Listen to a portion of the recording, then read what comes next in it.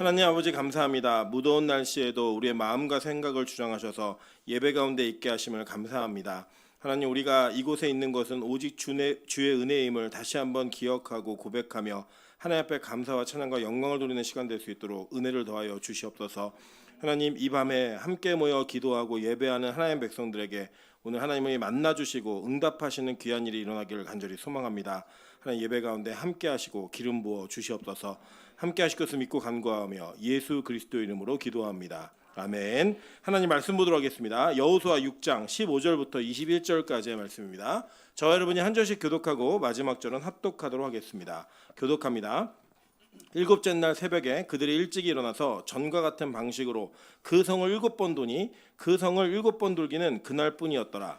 7번째 제사장들이 나팔을 불 때 여호수아가 백성에게 이르되 외치라, 여호와께서 너희에게 이 성을 주셨느니라. 이 성과 그 가운데에 있는 모든 것은 여호와께 온전히 바치되 기생 라합과 그 집에 동거하는 자는 모두 살려주라.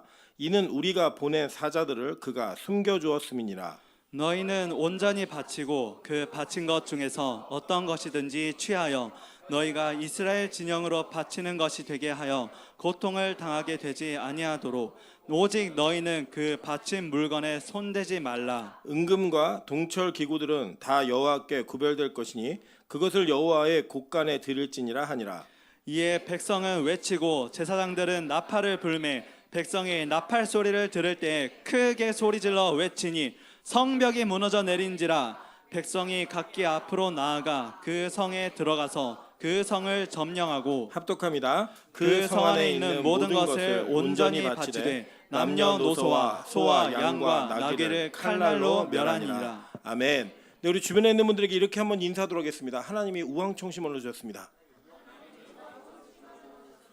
네, 제가 오늘 깜짝 놀란 게 제가 예배 준비하러 이렇게 내려가는데 우리 최현진 집사님이 앉아 계시는 거예요. 그래서 너무 깜짝 놀랐습니다. 그래서 이분이 진짜 최현진 집사님이 맞는가? 하나님께서 가끔씩 우리의 이 예기치 않은 은혜를 부어주시고 하나님이 놀라시는 그런 표현들이 성경에 참 많이 있습니다. 그리고 그 하나님 마음이 그런 것 같아요. 우리에게 다 할 수 있게 만들어 주셔놓고 그걸 진짜 하나님의 뜻대로 이루어가는 모습을 보시면서 마치 우리가 한 것 마냥 깜짝 놀라시는 하나님의 은혜가 오늘도 이 예배 가운데 있음을 감사합니다. 우리 주변에 다시 한번 인사하도록 하겠습니다. 천국은 시원한 곳이 확실합니다. 네, 오늘 되게 무덥죠. 무더운 날씨에도 예배 가운데 오신 여러분을 축복하며 또 오늘 이 예배 가운데 한량없는 은혜를 부으시기를 주님의 이름으로 축원합니다. 네, 오늘은 여호수아 6장 15절부터 21절까지의 말씀을 가지고 내놔라는 제목으로 하나님 말씀 증거하도록 하겠습니다. 이 성경 그 설교 제목을 보시면서 특이한 억양이 기억나시는 분들은 아마 온라인으로 고스톱을 굉장히 많이 치신 분들이에요. 이거 고스톱 치다 보면은 이게 뭐가 탁 나오면 내놔 그러면 딱 가져가는 게 있거든요. 그 목소리를 제가 기억하면서 이렇게 오늘 설교 제목을 정해봤습니다. 이유는 이 말씀 속에서 일하시는 하나님의 은혜가 우리에게 있고 또 하나님이 이것에 대한 메시지로 우리에게 주시는 분명하고 정확한 뜻이 있기 때문에 이 말씀을 통해 은혜를 나누고자 합니다. 사실 이 여리고성이 무너지는 사건은 우리 예수를 믿은 사람들, 특별히 금요철에 나올 정도의 실력이 있는 분들이라면 한 번 이상은 다 들어보신 말씀일 겁니다. 그런데 이 말씀이 그냥 순종해서 열심히 성 돌면 성 무너진다라고 하는 그러한 어떤 취지의 말씀인가? 이것을 여러분 기억해 보시면 지금 우리가 어느 지역에 가서 어느 빌딩을 붙잡고 막 거기 돌다고 그 빌딩이 무너지는 건 아니잖아요. 그 무너짐이 물리적인 문자적인 이적으로 이루어지는 그 내용이 아니라 그 안에 담겨져 있는 미닝이 훨씬 더 중요한 의미가 있다는 것을 함께 살펴보셔야 됩니다. 오늘은 그 말씀을 나누면서 저와 여러분이 은혜 가운데 있기를 소망합니다. 오늘 굉장히 억울한 건 사실 우리 그 교회 전통이 금요일 날은 간지가 안 나가는 날이거든요.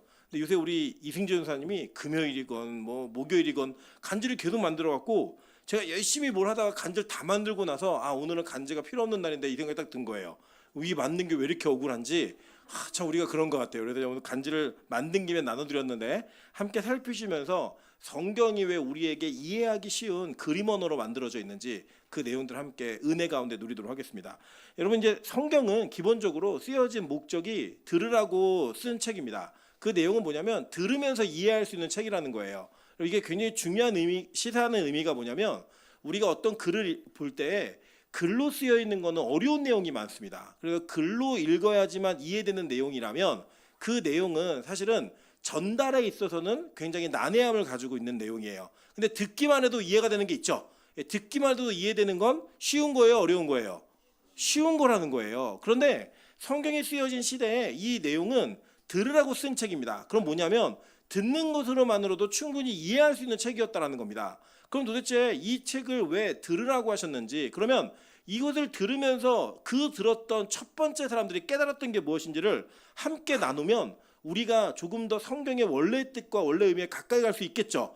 그 내용을 함께 살펴보는 시간을 갖도록 하겠습니다. 먼저 보면 이런 거예요. 여리고성이 무너지는 것, 그리고 여리고성에 대한 하나님의 명령은 사실은 여리고성만의 단독 사건이 아니라 이전에 보여주었던 성경의 많은 이야기들이 오버랩돼서 나오는 겁니다. 무슨 이야기냐면 같은 이야기를 반복하고 있다는 거예요. 여러분 아시는 바처럼 이런 겁니다. 구약의 성도들은 뭘 믿고 구원받았죠? 제 질문이에요, 질문. 구약의 성도들은 뭘 믿고 구원받았죠? 예수님을 믿고 구원받았어요. 그죠? 그리고 신약의 성도는 뭘 믿고 구원받는 거예요?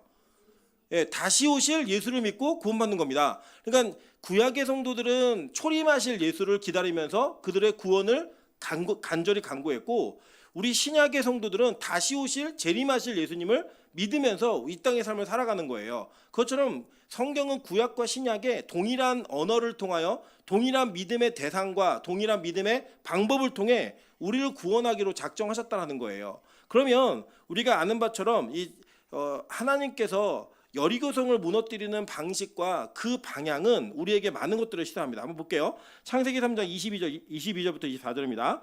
여호와 하나님이 이르시되 보라, 이 사람이 선악을 아는 일에 우리 중 하나가 같이 되었으니 그가 그의 손을 들어 생명나무 열매도 따먹고 영생할까 하노라 하시고, 여호와 하나님이 에덴 동산에서 그를 내보내어 그의 근원된 땅을 갈게 하시니라.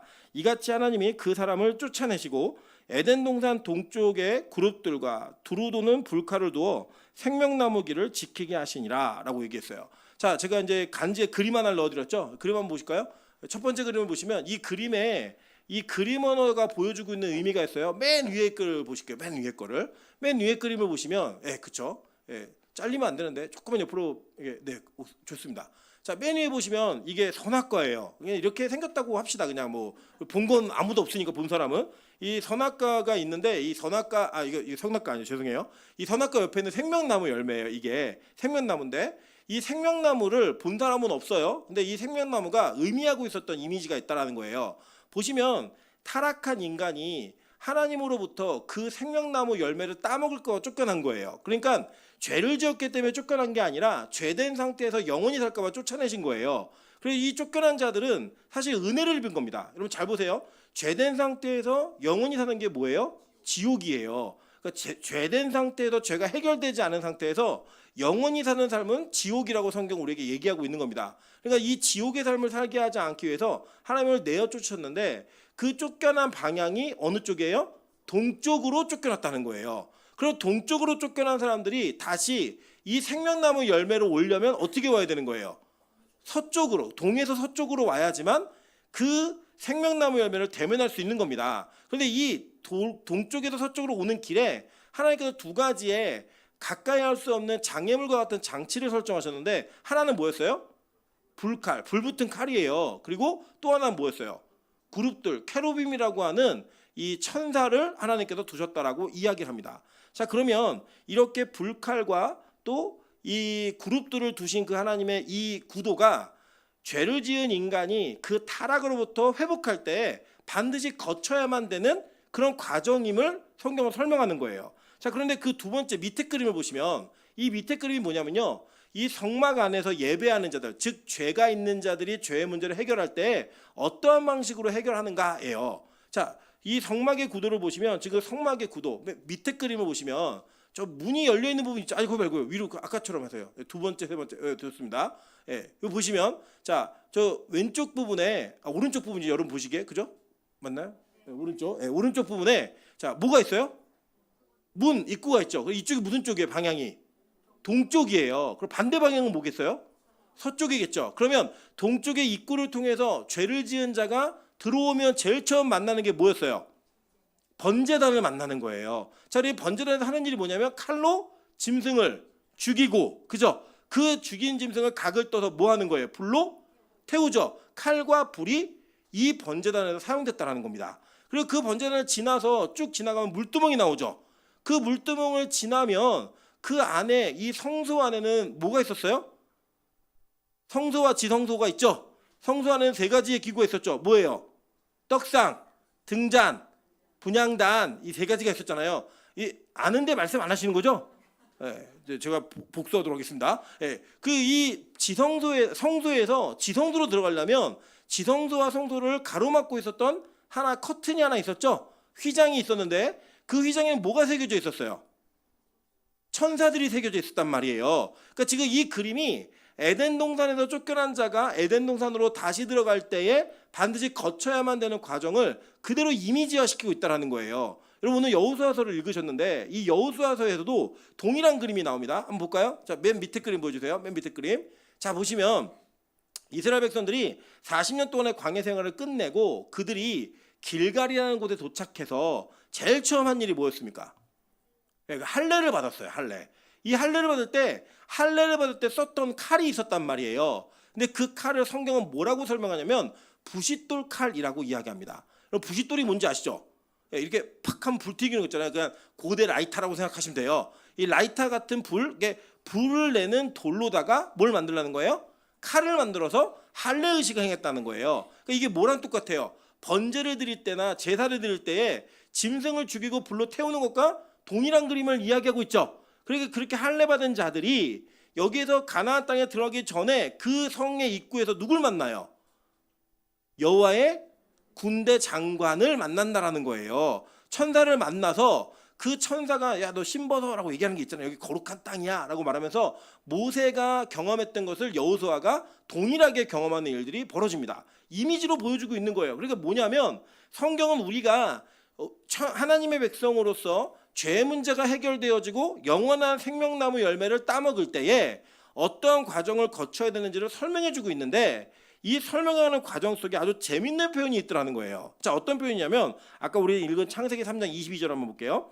자, 23절을 보시면 이렇게 얘기해요. 23절 보겠습니다. 23절.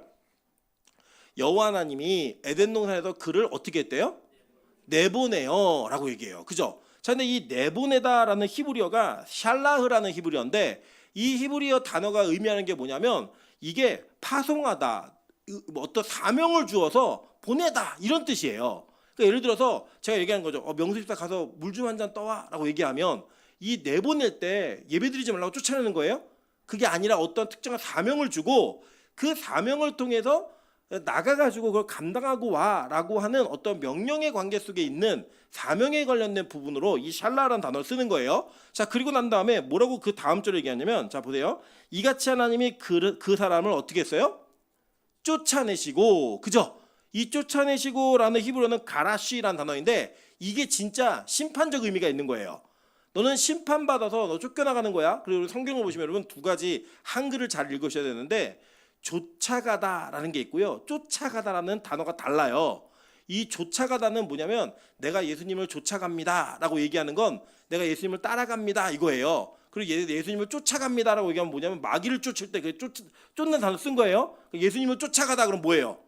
예수님을 막 쫓아가는 그런 이미지가 있기 때문에 이 성경 봉독을 잘 하셔야 됩니다. 그러니까 이 가라시라는 단어는 이 쫓아내다, 쫓겨난 거예요. 완전히 심판적 의미가 담겨져 있는 거예요. 자, 여기에 되게 중요한 의미가 있는데 하나님께서 에덴 동산에서 우리 사람을 내어 보내실 때 첫 번째는 샬라흐라고 내어 보내시는 그 의미가 있었고 또 두 번째로는 죄에 대한 분명한 심판적 의미로 쫓아내는 의미가 있었다라는 거예요.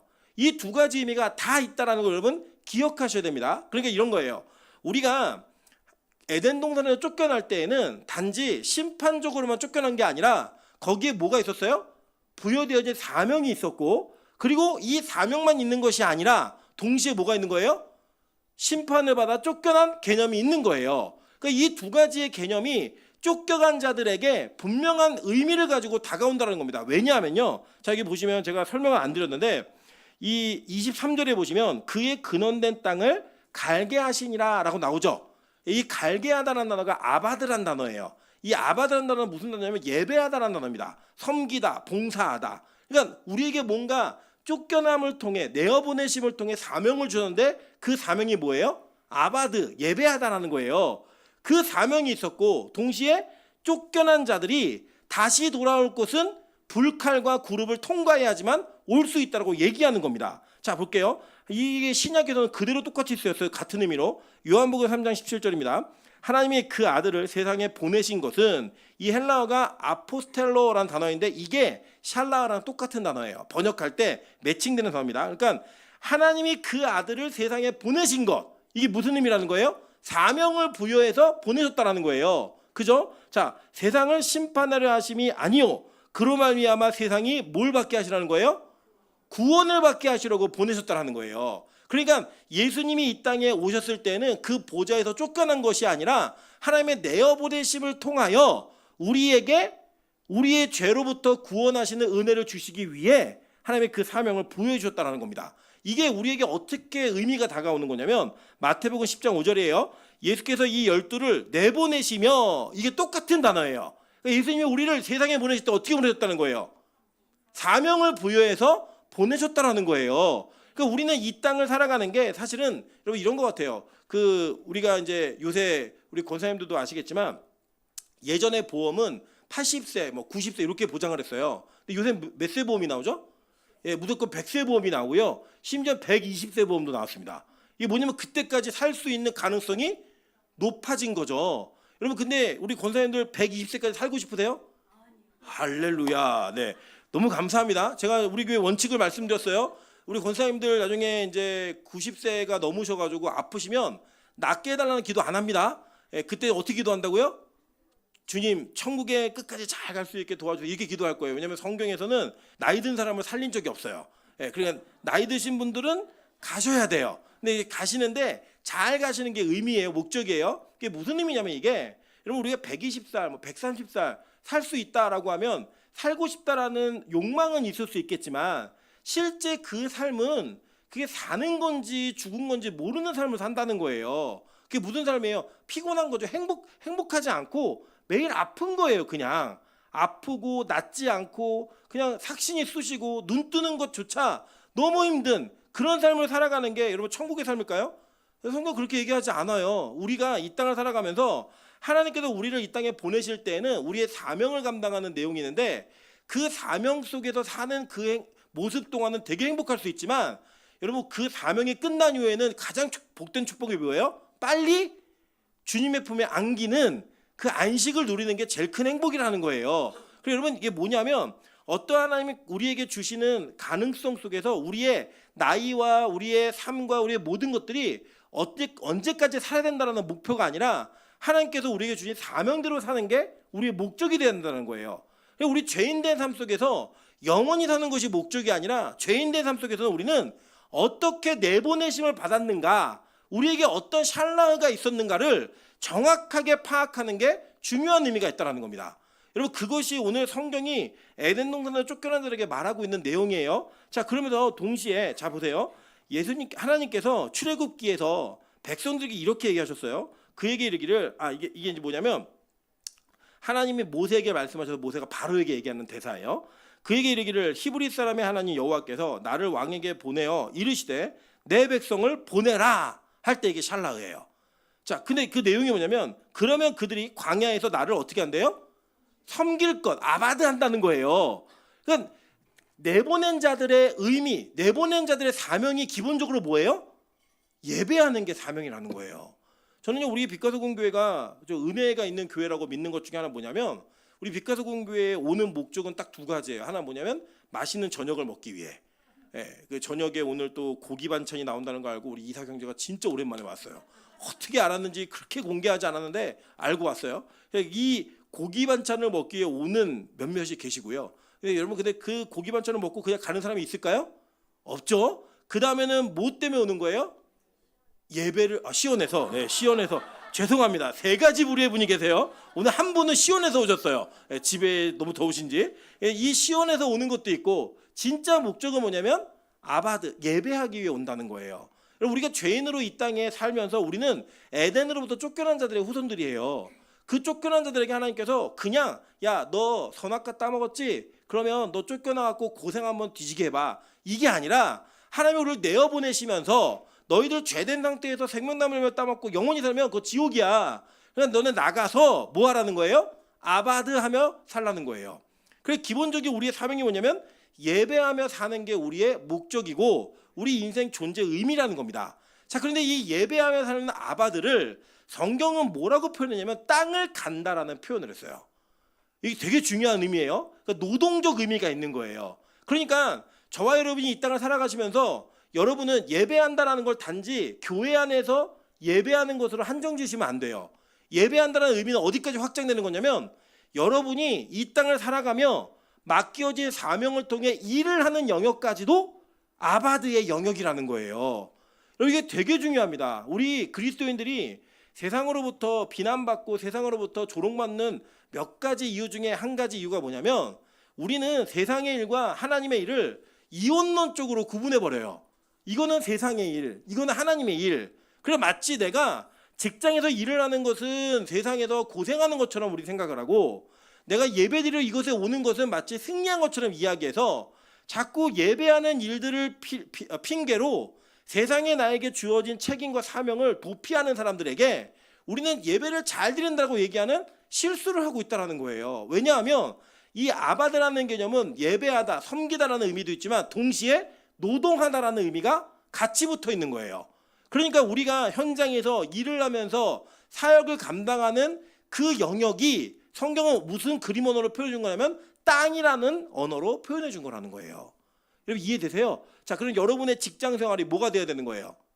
아바드, 예배가 돼야 되는 겁니다. 여러분이 무슨 일을 하시든 여러분 이제 직업에 아주 직접적으로 우리가 그리스도인이 하지 않아야 되는 직업이 있어요. 이러면 도둑질 직업이잖아요, 이것도.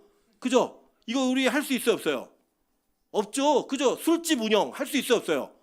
없단 말이에요. 여러분 우리도 기억나시겠지만 제가 그 어떤 음식점에 한번 딱 갔는데 음식이 너무 맛있는 거예요. 그래갖고 야 우리 교회 이거 하자 딱 얘기했더니 우리 민정관사가 저한테 얘기하더라고요. 목사님 술 팔아야 돼요. 얘기하는 거예요. 제가 깜짝 놀란 거. 진짜 그러네. 생각해 보니까 왜냐면 이제 사실은 술 드시는 분들이 그리스도인데 안주하는 이유 중에 하나는 술자리에 안 빠지고 꼭 와가지고 안주만 그렇게 골라 먹는다는 거예요.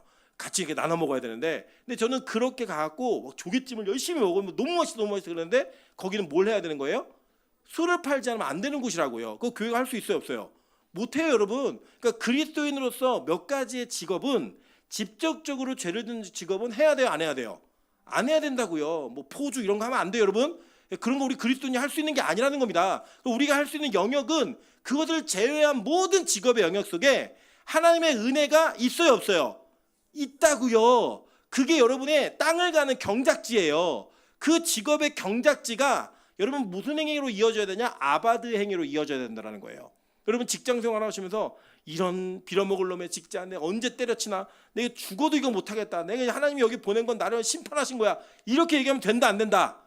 안 된다고요. 하나님이 여러분에게 그 직장을 보내시고 그 사명을 맡기신 이유가 있어요. 그게 바로 아바드하라고 우리를 샬라어 파송하신 거라고요. 여러분 우리가 죄된 상태로 쫓겨났지만 그 죄된 상태로 쫓겨난 자들이 뭘 입고 쫓겨났는 줄 아세요? 가죽옷을 입고 쫓겨났어요. 벗고 쫓겨난 게 아니라 그 가죽옷이 뭐예요? 그리스도였잖아요.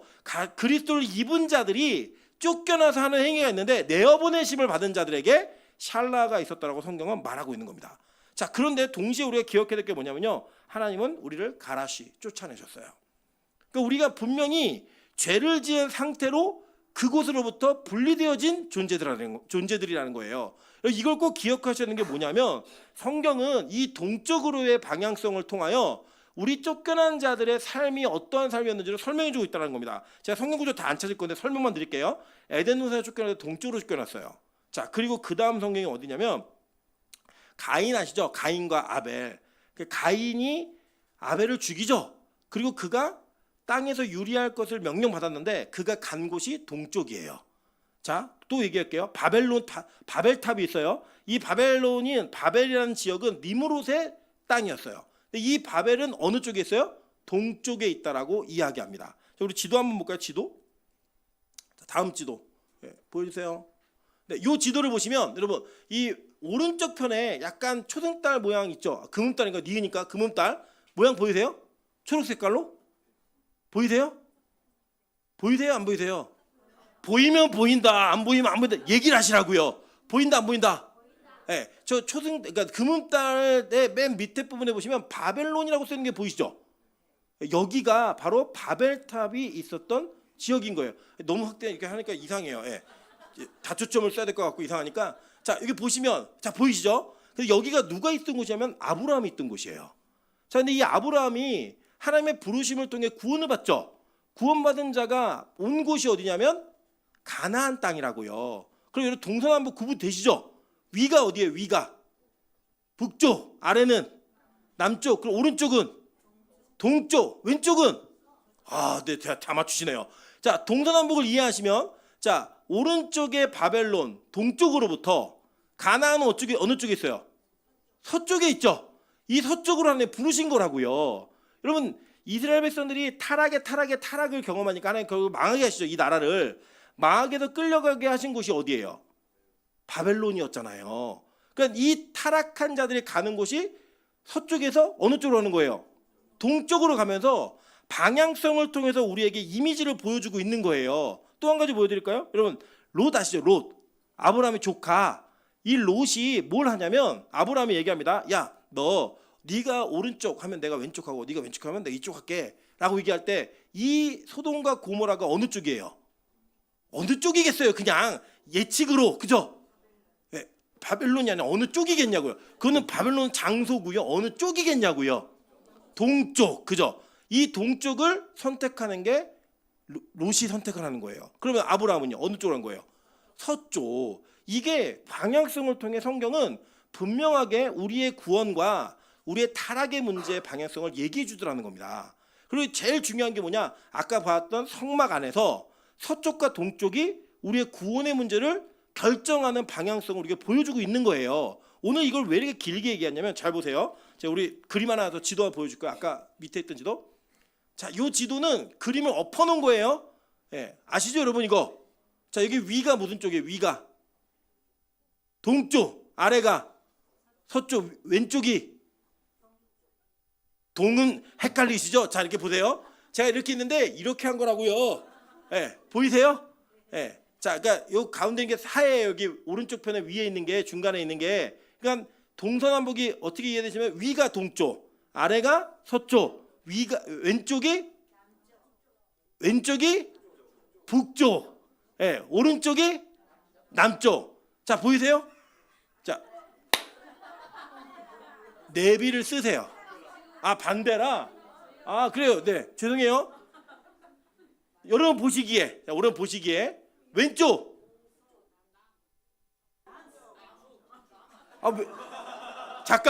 잠깐만요. 자, 제가 보니까요. 제가 이렇게 볼게요. 맞아요. 왼쪽이 북쪽이에요. 네, 오른쪽이 네, 제가 맞게 얘기했어요. 아까 우기신 분 끝나고 남으세요. 네, 자, 보시면 동서남북을 잘 이해하셔야 돼요. 왜냐하면 지금 우리가 보는 게 원래 애굽은 아까 보셨지만 애굽은 가나안보다 더 서쪽에 있었어요. 근데 하나님이 애굽에서 이 백성들을 이끌어내셔가지고 오늘 여리고를 들어가게 하실 때 가나안 땅을 들어가게 하실 때 의도적으로 하나님은 이들을 어디로 인도하셨냐면 동쪽으로 인도하셔서 저 밑으로 돌아오게 하셔가지고 아까 그림 보여주세요. 저 사해 위쪽 그 위쪽 땅에 거하게 하셨다는 거예요. 그래서 이 위쪽 땅에 거하고 있는 자들이 아래로 내려오게 하셨는데 여러분 이게 성경 도처에 나옵니다. 야곱이 하란에 갔다가 가나안 땅에 돌아오죠. 돌아올 때 오늘 그 그림이에요. 이 그림이 여기 보시면 이 빨간 글씨로 보이는 이 지역이 어디냐면 야복강이에요. 야복강이 하나님 씨름하던 데죠. 알죠?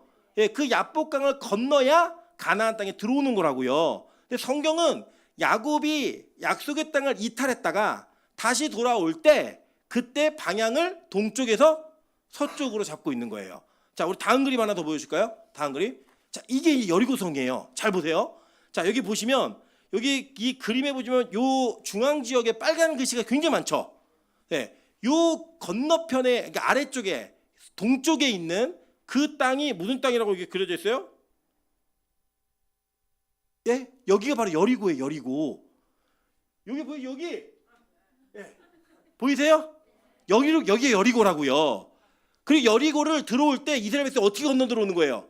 저 건너편에서 그러니까 동쪽에서 서쪽으로 넘어 들어오는 거라고요. 그러니까 이게 뭐냐? 하나님이 이스라엘 백성들을 구원하셔서 약속의 땅으로 들어오게 하실 때 의도적으로 방향을 이렇게 동해서서로 넘어 들어오는 방향을 통하여 우리의 구원의 방향성이 어떤 방향으로 움직여야 되는지를 보여주시는데, 그 방향을 건너면서 있었던 행위가 뭐냐면 이 요단강을 건너는 사건이었어요.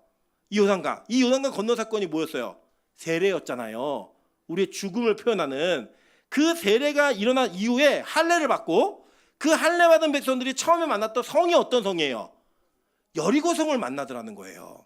자, 근데 여러분 이게 있어요. 우리가 성경을 보시면요, 이번에 제가 필리핀 가서 한 내용이 이건데, 성경에서는 우리의 죄 문제를 해결할 때 쓰는 돌을 다듬지 않은 돌을 사용하라고 이야기했습니다. 그 재단을 쌓을 때 어떤 돌을 써야 되는 거예요? 산돌, 영어로 하면 그게 리빙스톤이에요. 우리가 잘 아는 위인 리빙스톤 있잖아요. 그게 산돌이라는 뜻입니다. 우리 산돌교회 있잖아요. 그게 무슨 말이냐면 예수님 교회라는 거예요. 우리 여러분 다니엘서 2장에 보면 느부갓네살이 꿈을 꾸죠. 근데 그 신상이 머리, 가슴, 허리, 다리 다 달랐잖아요. 그게 전 세계 제국을 나타내는 거였고, 이 제국을 박살내는 돌이 날라오는데 그 돌을 성경에 뭐라고 표현했어요? 산돌이라고 표현한다고요. 그 다듬지 않은 돌로 죄 문제를 해결하고 이 죄의 나라가 끝나는 것을 성경은 이미지로 계속 보여줘서, 예수 그리스도를 신약에서는 뭐라고 표현하냐면 우리의 산돌이라고도 표현했지만 모퉁이 돌, 그죠? 예. 우리 이 모퉁이 돌이라고 표현한 이게 뭐예요? 산돌을 의미하고 있는 내용이라고요. 그 내용을 통하여 오늘 이 산돌과 벽돌의 이 과정을 다르게 설명해주고 있는 거예요. 그래서 금지된 게 뭐냐면, 야, 너희들 벽돌로다가 제단을 만들지 마라고 얘기했어요. 실제로 이사야 63장에 보면 벽돌로다 분향하는 자들이 어떻게 멸망할지를 얘기해 줍니다. 왜 벽돌로 분향하지 말라 했냐? 벽돌은 뭐가 들어가는 거예요? 우리 인간의 노력이 들어간 거란 말이에요. 그런데 성을 쌓을 때 뭘로 쌓았죠?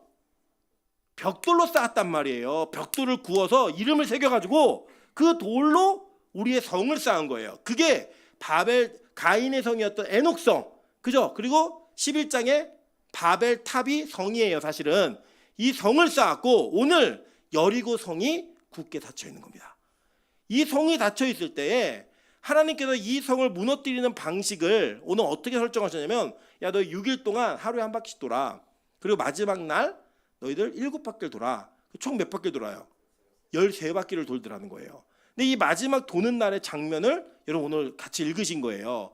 근데 이 성벽을 무너뜨릴 때 이 회복이 어떻게 우리에게 설명되어지고 있는지 그 내용을 보면 이게 성경이 이렇게 얘기했어요. 자, 볼게요. 되게 중요합니다. 여호수아 1장 1절부터 4절 다 같이 한번 읽어보실게요. 자, 시작.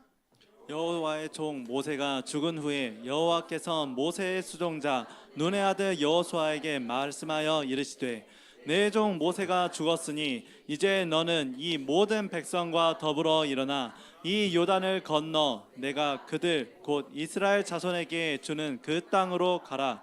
내가 모세에게 말한 바와 같이 너희 발바닥으로 밟는 곳은 모두 내가 너희에게 주었노니 곧 광야와 이 레바논에서부터 큰 강 곧 유브라데 강까지 해 족속의 온 땅과 또 해 지는 쪽 대해까지 너희의 영토가 되리라. 자, 이 히브리어에서는 아주 재밌는 게, 우리가 예를 들어서 해돋이 보러 가자. 그럼 우리는 어느 방향으로 가는지 알죠? 우리나라에서 어디로 가야 돼요? 동해로 가야지만 해돋이를 보는 거예요. 그것처럼 서쪽이라는 이 히브리어가 야무라는 건데, 이 단어가 얌이라는 단어에서 나왔어요. 근데 얌이 뭐냐면 바다란 뜻이에요. 근데 이스라엘은 바다 보러 가자. 그럼 어디로 가야 되는 거예요? 서쪽으로 가는 거예요. 그러니까 바다 보러 가야지만 이 서쪽의 방향을 갈 수 있어서, 여기 해지는 쪽 이렇게 얘기할 때 이게 얌에서 나온 단어예요. 서쪽으로 가자 이거예요. 그러니까 땅을 주는데 모세가 죽어요. 근데 모세는 뭐의 상징이었어요? 율법의 상징. 요새가 죽으니까 그 뒤에 누굴 세웠어요? 여호수아를 세우죠. 여호수아는 누구랑 이름이 똑같아요? 예, 호세아, 예수 다 같은 이름이에요. 이 예수에게 리더십을 맡겨서 자, 어디까지 가라는 거예요? 네? 지금 어디까지 땅을 주겠다는 거예요? 아까 제가 땅을 얘기했잖아요. 땅 어디까지? 자, 아까 읽은 성경으로는 자, 이 레바논에서부터 큰 강 유브라데 강까지, 여기서부터 시작해가지고 어디까지요? 또 해 지는 쪽 대해까지 여기 어디예요? 서쪽 끝까지 너 영토가 되겠다는 거예요. 이게 뭐예요? 온전한 회복을 얘기하는 거죠. 자, 이해되세요? 무슨 말인지? 이거 되게 중요해요. 왜냐하면 이스라엘이 가나안 땅을 들어갈 때에 그들의 땅의 목적지가 어디였는지 설명해주고 있는 거예요.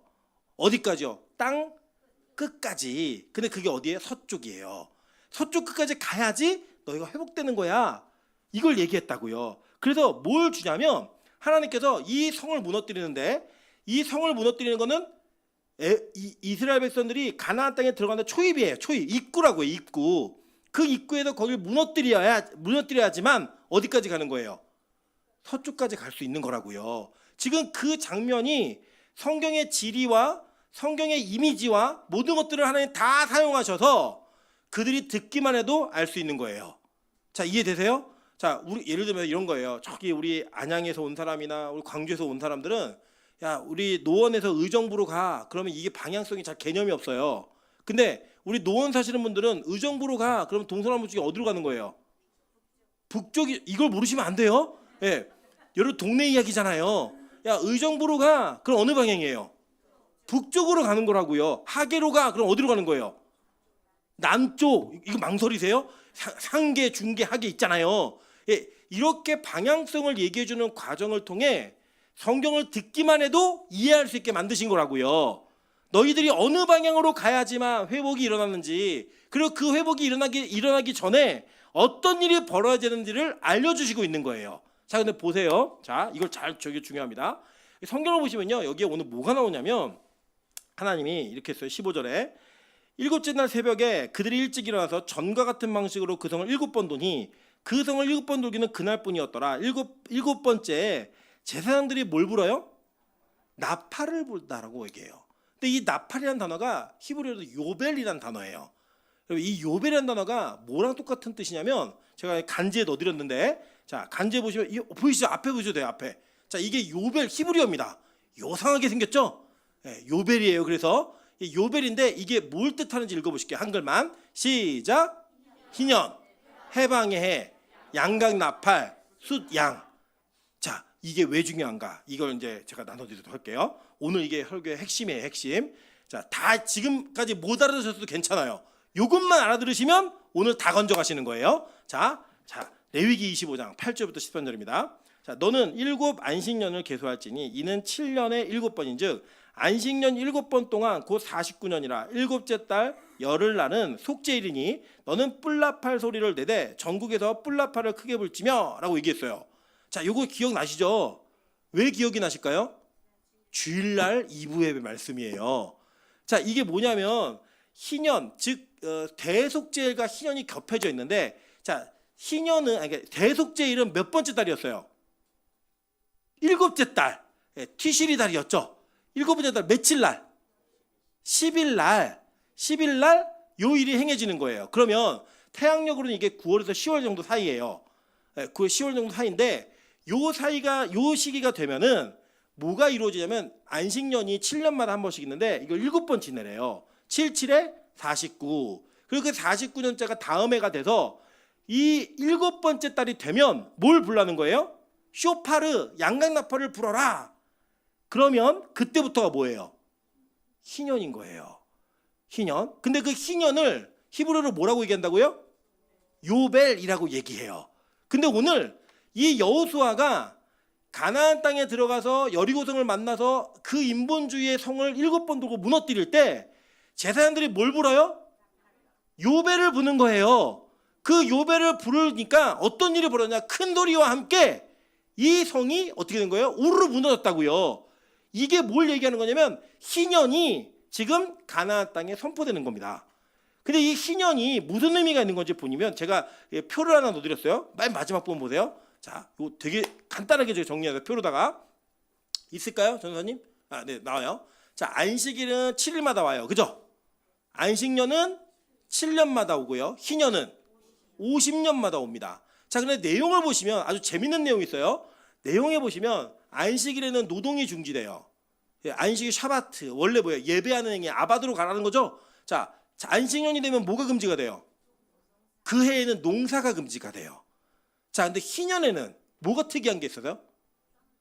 땅을 원주인에게 반환하고 또 종이 해방되고 또요 빚이 탕감돼요.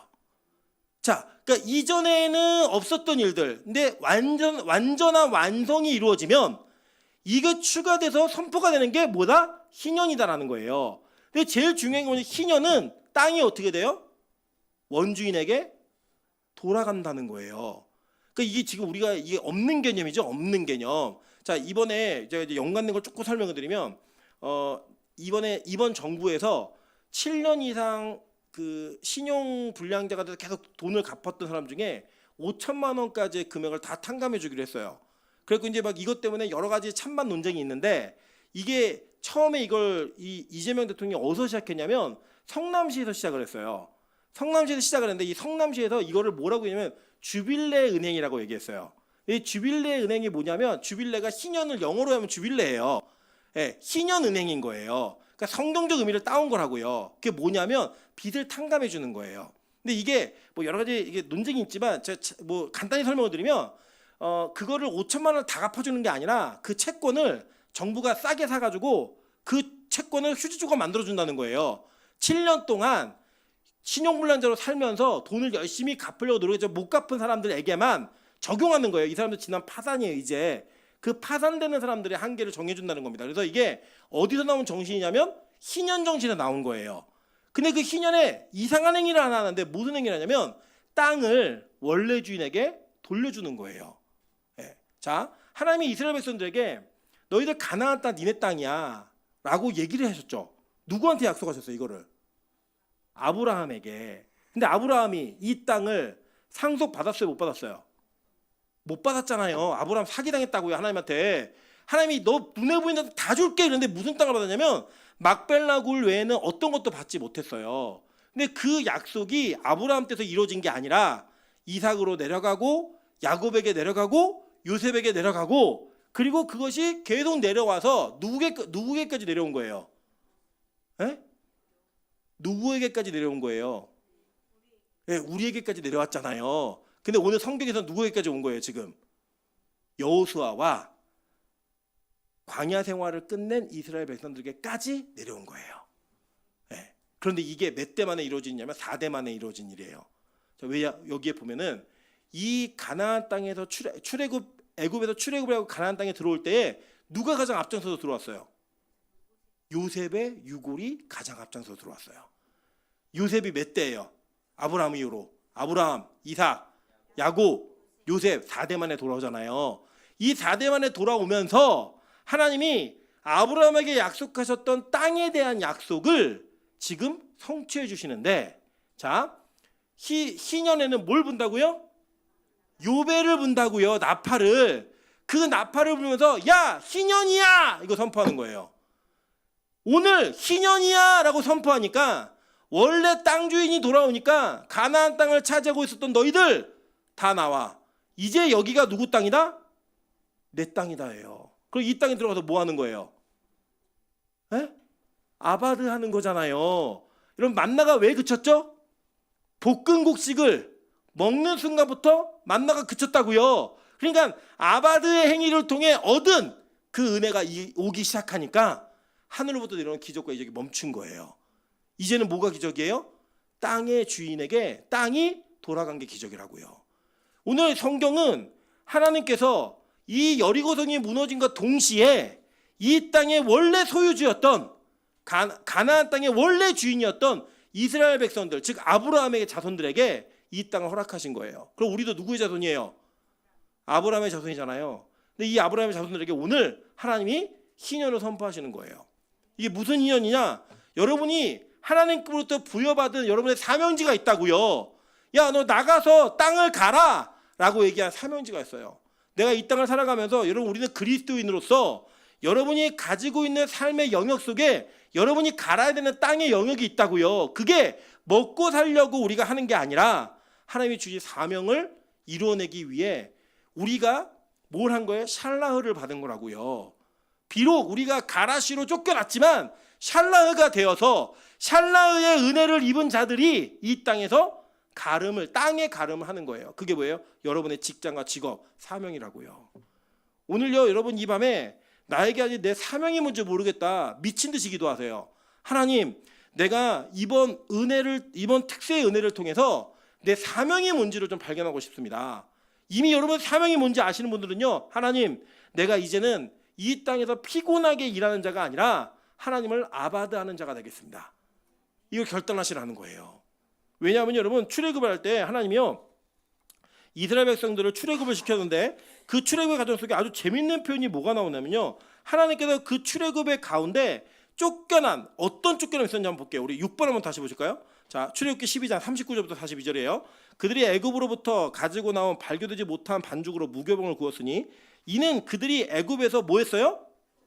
가라시 됐다고요. 쫓겨났다고요. 그래서 이들이 지체할 수 없었으며 아무 양식도 준비하지 못하였습니다.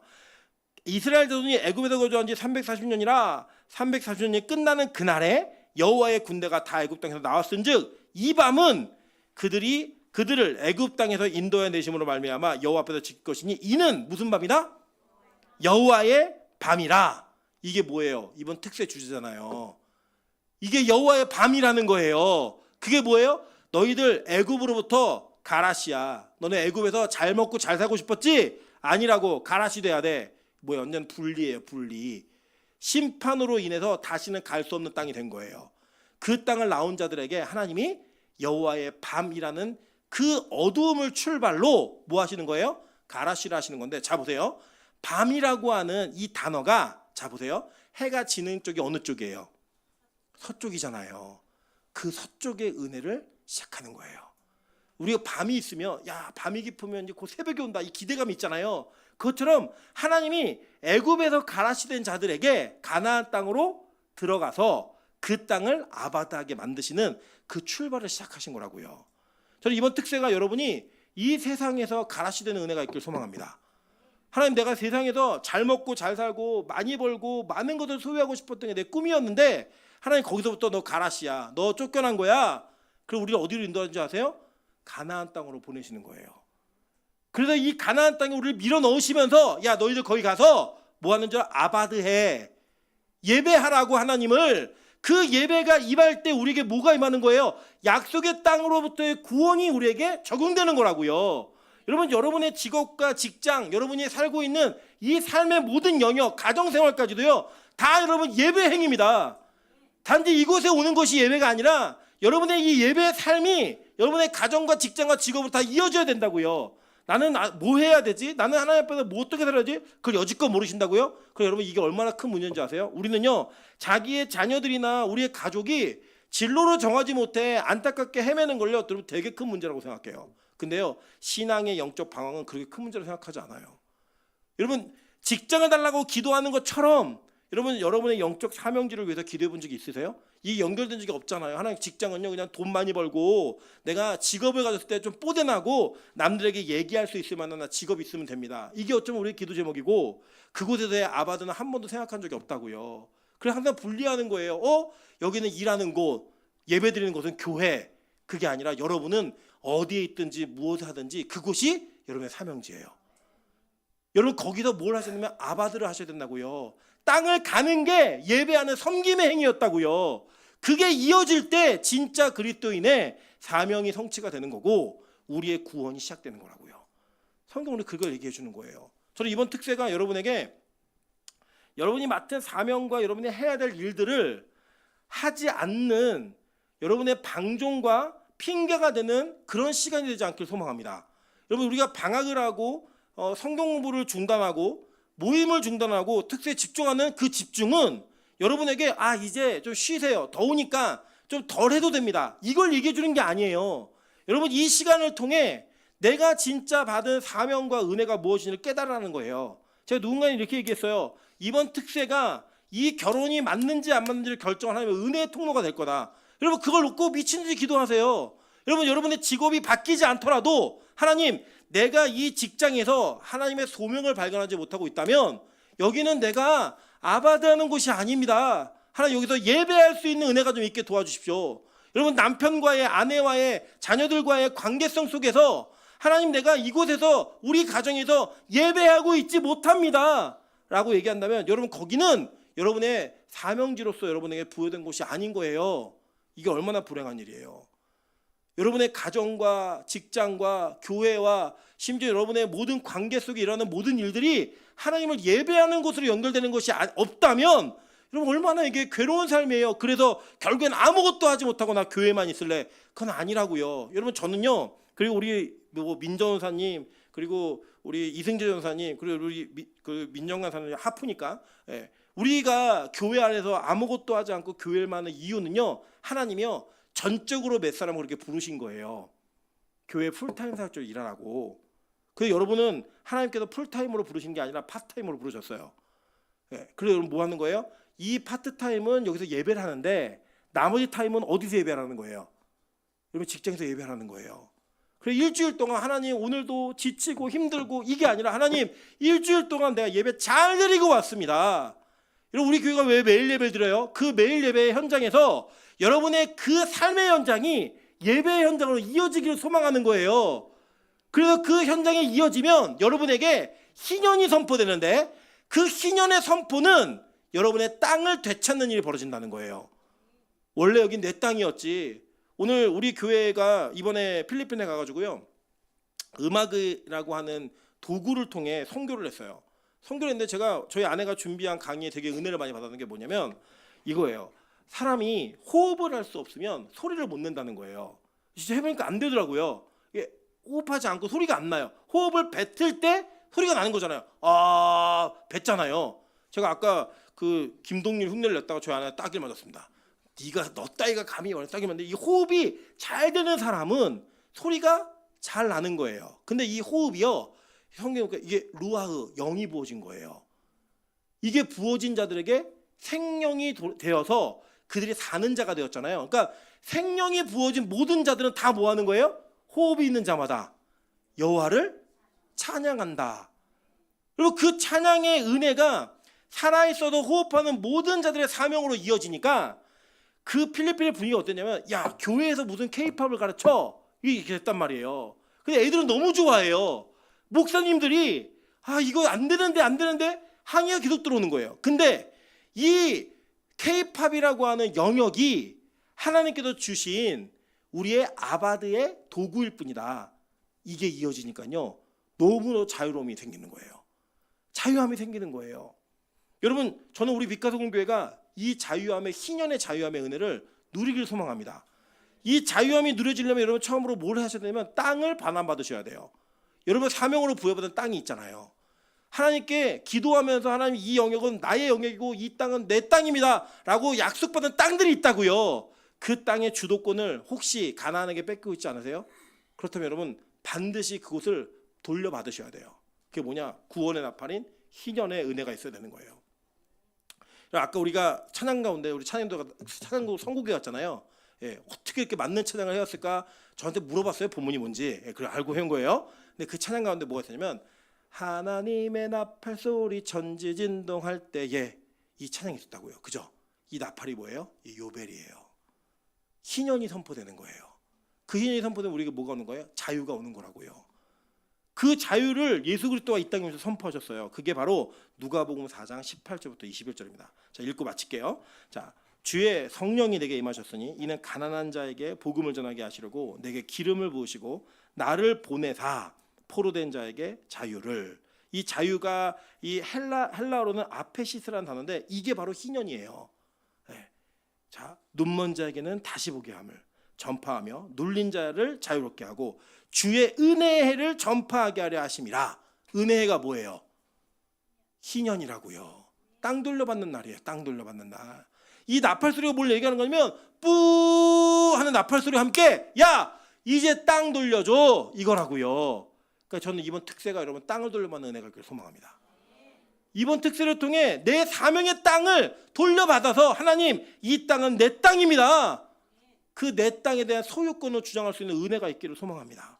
그래서 볼게요. 책을 덮어 그 맡은 자에게 주시고 앉으시니 회당에 있는 자들이 다 주목하여 보더라. 이에 예수께서 그들에게 말씀하시되 이 글이 오늘 너희 귀에 응하였느니라 하시니 이게 뭐예요? 이게 구원이라고요.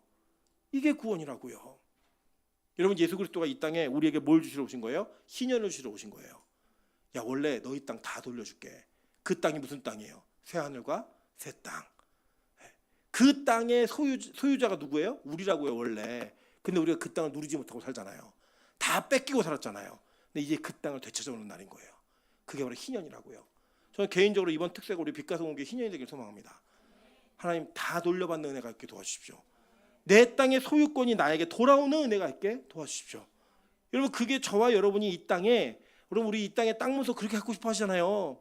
하나님 저 땅이 좀 내 땅이었으면 좋겠습니다. 저 건물이 좀 내 거였으면 좋겠습니다. 우리 그거 너무나 소망하잖아요. 근데 진짜 받을 땅은 새하늘과 새 땅이라고요.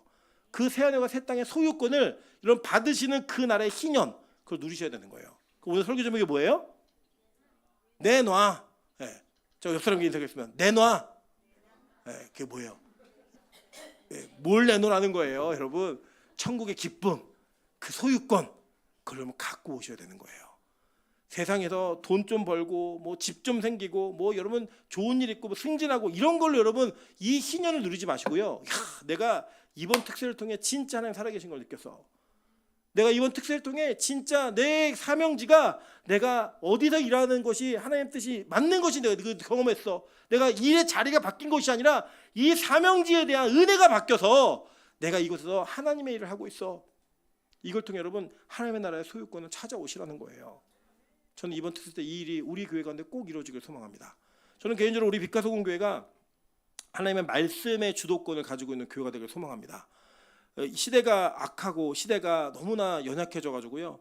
교회마다 예배가 약화되고 예배가 점점 줄어들고 설교 시간이 짧아지고 말씀의 깊이를 점점점 쉽게 하는 것이 많은 복음을 듣게 만드는 거라고 얘기하는 일들이 벌어져요. 설교 세미나들을 보면은 이제는 성경을 깊게 가르치는 것보다는 성경을 쉽게 가르치는 거를 얘기합니다. 물론 쉽게 가르치는 거 좋죠. 그런데 그 쉽게 가르치는 곳에 진리가 담겨 있지 않다면 이건 무언가 심각한 문제가 있을 수 있다는 거예요. 우리 빛가서 공교회의 이 말씀의 은혜가 그 주도권이 하나님이 이 땅에 우리를 보내신 교회를 세우신 그 땅의 영역을 찾아오는 교회가 되길 소망합니다. 여러분 이곳에 앉아있는 분들 중에 오늘 설교를 못 알아듣는 분도 계세요. 근데 여러분 이게 왜 못 알아듣는지 아세요? 그만큼 우리가 하나님의 말씀이 뭔지 모르는 거예요. 성경을 잘 모르고 있는 거예요. 여러분 그걸 알면요 성경이 얼마나 재밌는 줄 아세요? 성경이 얼마나 큰 진리가 있는지 아세요? 저는 우리가 이 여호수아와 예수에게 속한 자들이 그 땅의 소유권을 찾아왔던 것처럼 선포했던 내 땅이야 내놔 라고 얘기했던 그 소유권의 선포가 오늘 이 시간 이루어지길 소망합니다. 그 특세를 잘 준비하세요. 그래서 여러분 내가 일주일에 한 번이라도 두 번이라도 세 번이라도 꼭 빠지지 않고 간다. 그래서 그 특세에서 누리는 그 은혜를 통해 내 삶의 소유권 하나님이 나에게 맡기신 사명의 소유권을 반드시 되찾아오겠다는 은혜를 반드시 이루시고 성취하시는 귀한 특세가 되시기를 주님의 이름으로 축원합니다. 같이 한번 찬양으로 기도하며 나가도록 하겠습니다. 우리 성도의 노래라는 찬양이 있어요. 이 찬양이 후렴구에 보면요. 후렴구만 한번 띄워주실래요?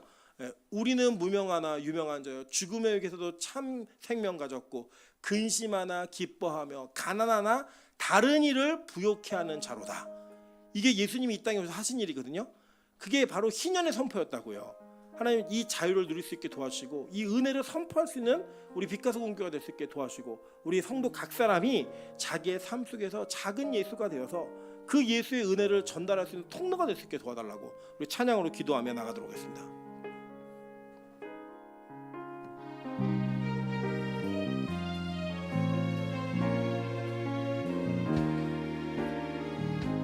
한란 가난 고난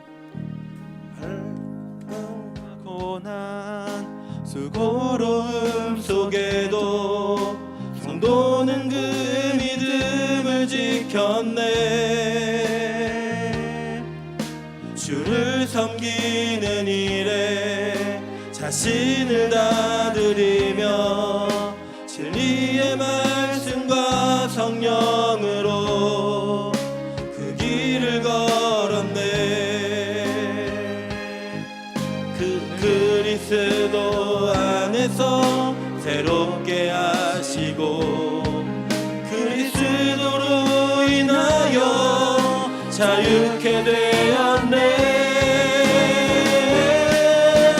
우리는 무명하나 유명한 자요 죽음의 위기 속에도 참 생명 가졌고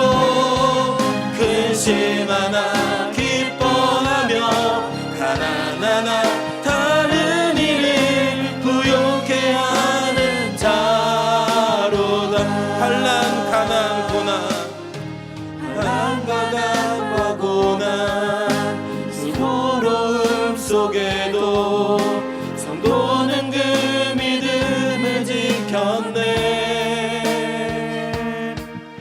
주를 섬기는 일에 자신을 다 드리며 진리의 말씀과 성령으로 그 길을 걸었네. 그리스도 안에서 새롭게 하시고 그리스도로 인하여 자유케 되었네. 우리는 무명하나 유명한 자요 죽음의 위기 속에도 참 생명 가졌고 근심 하나 기뻐하며 하나하나 다른 일을 부욕해 하는 자. 우리는 무명하나 유명한 자요 우리는 무명하나 유명한 자요 죽음의 위기 속에도 참 생명 가졌고 근심 하나